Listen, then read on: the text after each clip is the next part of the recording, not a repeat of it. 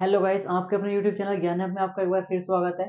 देखिए, आज हम बात करेंगे प्रीवियस ईयर क्वेश्चंस की कि कहाँ से क्वेश्चन आ रहे हैं, किस टाइप के क्वेश्चन आते हैं एग्जाम में, एसएससी का हो एग्जाम या किसी भी एग्जाम हो, कोई भी एग्जाम हो, कहाँ से क्वेश्चन आते हैं, किस टाइप से क्वेश्चन आते हैं। ठीक है, तो ये भी एक प्रीवियस ईयर क्वेश्चन है, प्रीवियस ईयर ही उठाया है हमने। तो क्वेश्चन क्या है, किस समिति को प्राक्कलन समिति की जुड़वा बहन कहते हैं।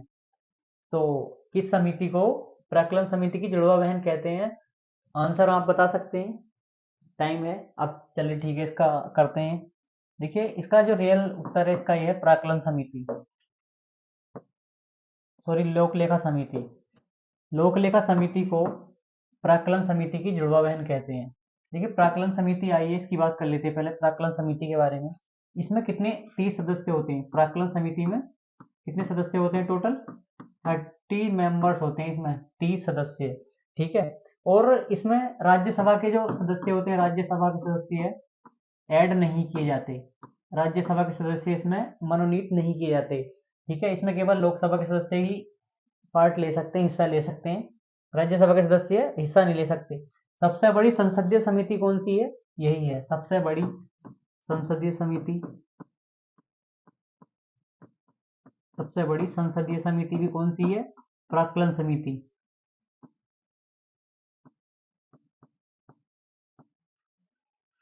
सबसे बड़ी संसदीय समिति भी कौन सी है? प्राक्कलन समिति है।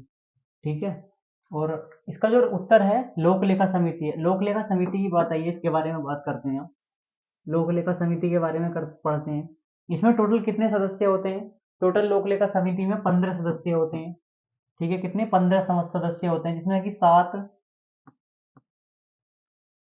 15 टोटल कितने सदस्य होते हैं? 15 सदस्य होते हैं इसमें। नहीं नहीं, सॉरी सॉरी सॉरी, 22 सदस्य होते हैं लोक लेखा समिति में। ठीक है, लोक लेखा समिति में 22 सदस्य होते हैं। इसमें से कि 15 लोकसभा से होते हैं, 15 सदस्य लोकसभा के होते हैं, और 7 सदस्य कहाँ के? राज्यसभा के होते हैं। 7 सदस्य राज्यसभा के होते हैं इसमें। ठीक है, टोटल कितने सदस्य होते हैं लोक लेखा समिति में? 22 सदस्य, 15 सदस्य लोक सेवा से होते हैं, और 7 सदस्य राज्यसभा से होते हैं। उसके बाद इसका जो कार्यकाल होता है सदस्यों का, केवल 1 वर्ष का होता है। केवल 1 वर्ष का कार्यकाल। जो लोक लेखा समिति है, इसके सदस्यों का कार्यकाल कितना होता है? केवल 1 वर्ष का कार्यकाल होता है। इसको लघु लोक सेवा भी कहते हैं, लघु लोक सेवा। लघु लोकसभा भी इसको नाम दिया जाता है, कहा जाता है इसको प्राक लोक लेखा समिति को। 22 सदस्य टोटल होते हैं, 15 लोकसभा से, 7 राज्यसभा से, 1 वर्ष का कार्यकाल होता है, और लघु लोकसभा भी इसको कहा जाता है। ठीक है, अब नियम समिति की बात कर लेते हैं। नियम समिति के बारे में पढ़ लेते हैं।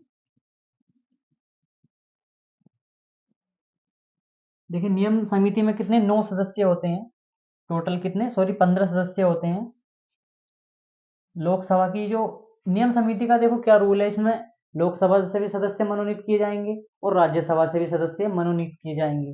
तो जो नियम समिति होती है, उसमें लोकसभा की नियम समिति में कितने होते हैं? लोकसभा की नियम समिति में कितने? 15 सदस्य है। 15 सदस्य, ठीक है। और जो राज्यसभा की नियम समिति होती है, राज्यसभा राज्यसभा की नियम समिति होती है, उसमें कितने सदस्य होते हैं? कितने मेंबर्स होते हैं? 16 मेंबर्स, 16 मेंबर्स उसमें होते हैं। अच्छा, एक क्वेश्चन आपके लिए, कमेंट बॉक्स में बताना, लोकसभा में सदस्यों की टोटल संख्या कितनी है? राज्यसभा में कितने सदस्य हैं? सबसे ज्यादा किस स्टेट से लोकसभा के सदस्य हैं? ठीक है, सदस्य हैं, सबसे ज्यादा सीटें किस स्टेट से हैं? ये क्वेश्चन आपको बताने हैं। अब बात कर लें ग्रंथालय समिति की। ग्रंथालय समिति की, देखिए ग्रंथालय समिति के बारे में आता है। टोटल सदस्य कितने होते हैं? 9। 9 इसमें मेंबर्स होते हैं। ग्रंथालय समिति में कितने मेंबर्स होते हैं? 9 मेंबर्स होते हैं। ठीक है, ग्रंथालय समिति में 9 मेंबर्स होते हैं। इस समिति का गठन प्रतिवर्ष किया जाता है। ठीक है, हर साल नई समिति गठित की जाती है, हर साल पुरानी को भंग कर दिया जाता है, नई समिति का गठन होता है, नए नए सदस्य हर साल चुने जाते हैं इसमें। जिसमें से कि 6 सदस्य तो लोकसभा चुनती है, 6 सदस्य, जो 6 मेंबर्स होते हैं वो लोकसभा चुनती है इसके, और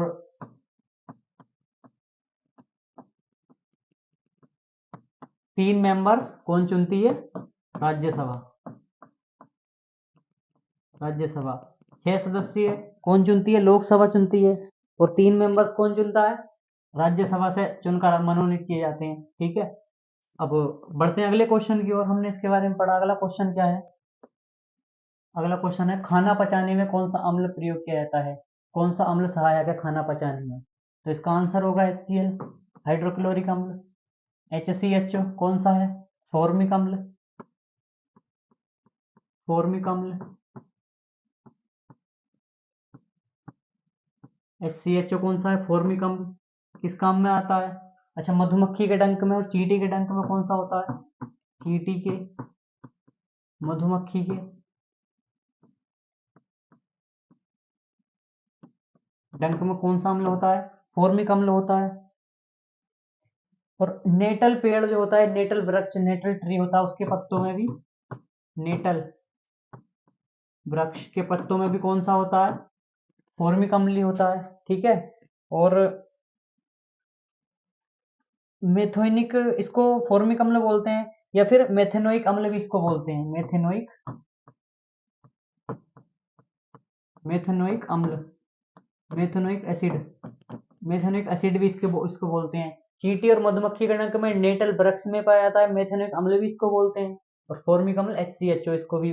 ठीक है, अब HCl के बारे में बात करते हैं। तो ही खाना पचाने में कौन सा काम आता है?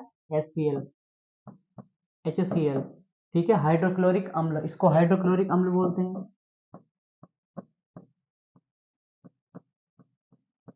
हाइड्रोक्लोरिक अम्ल जठर रस में पाया जाता है। ठीक है, पेट में जठर रस में पाया जाता है, जठर रस में पाया जाता है। और HNO3, HNO3। अब HNO3 के बारे में पढ़ लेते हैं। HNO3,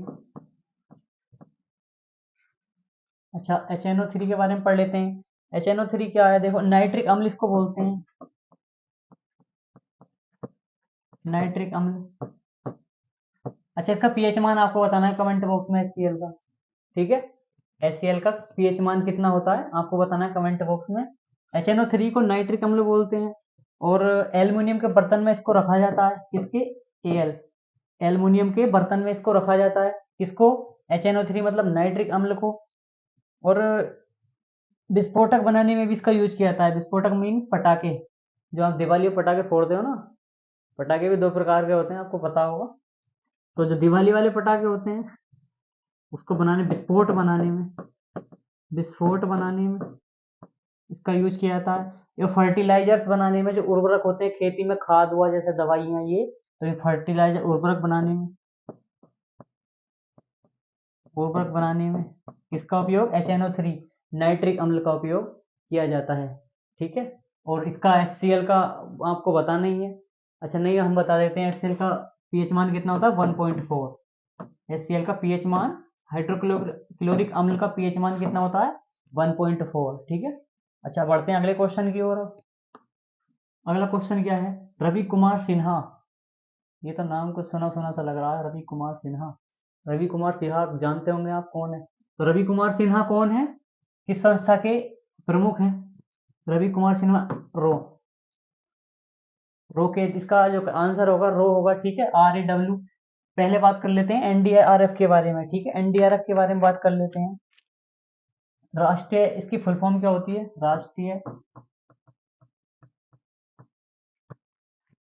राष्ट्रीय आपदा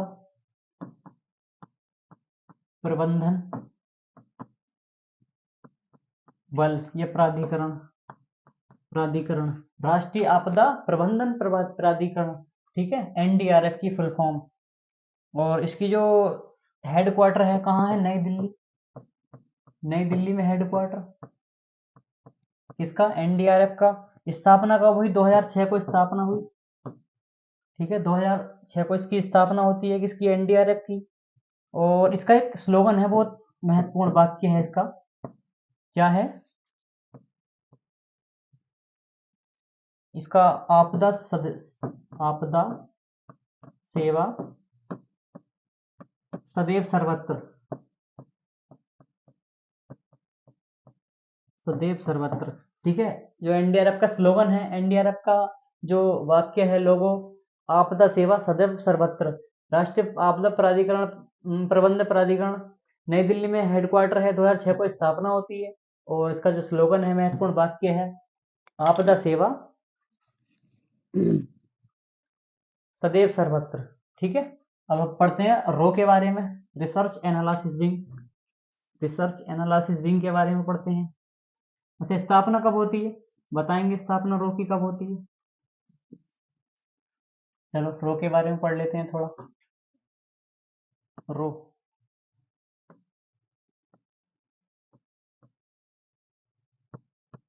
रिसर्च एंड एनालिसिस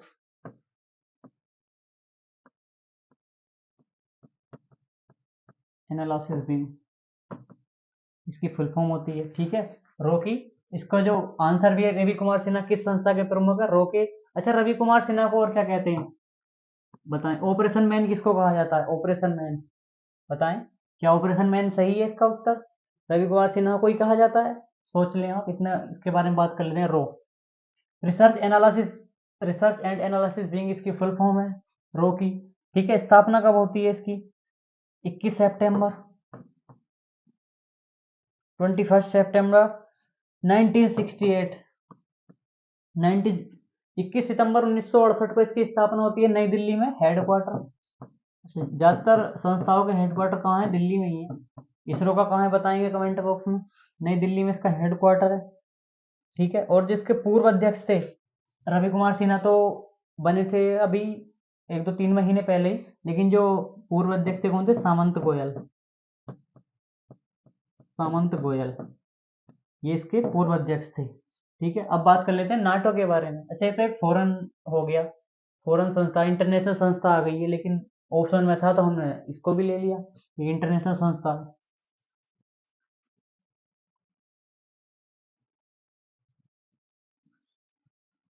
अच्छा, नाटो का हेडक्वार्टर कहाँ है, ब्रुसेल्स।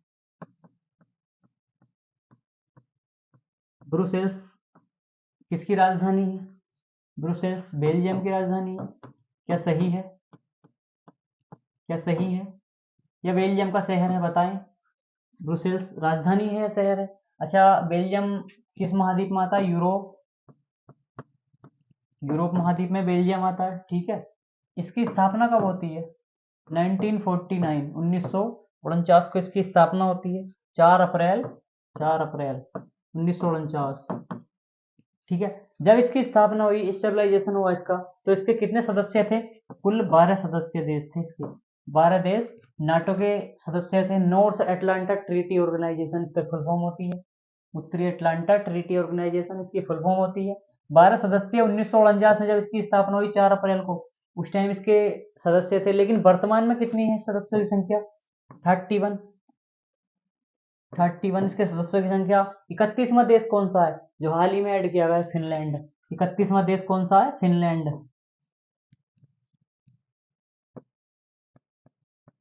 फिनलैंड 31वां देश है। बताएंगे फिनलैंड की राजधानी क्या है, कमेंट बॉक्स में। क्या हेलेंस्की है, क्या हेलेंस्की फिनलैंड की राजधानी, कमेंट बॉक्स में बताना।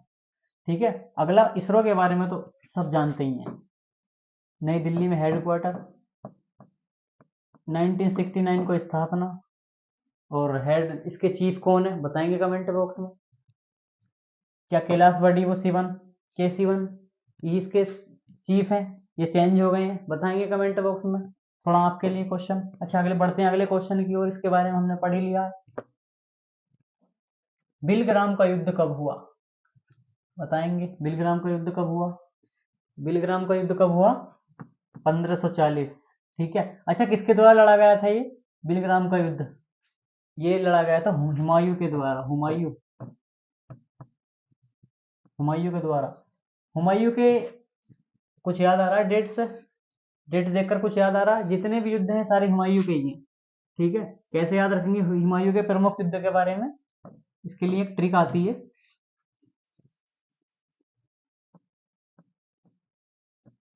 देवर, और क्या था, देवर चोर करता,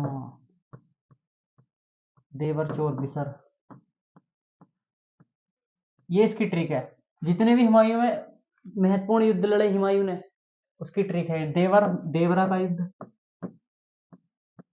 देवरा का युद्ध।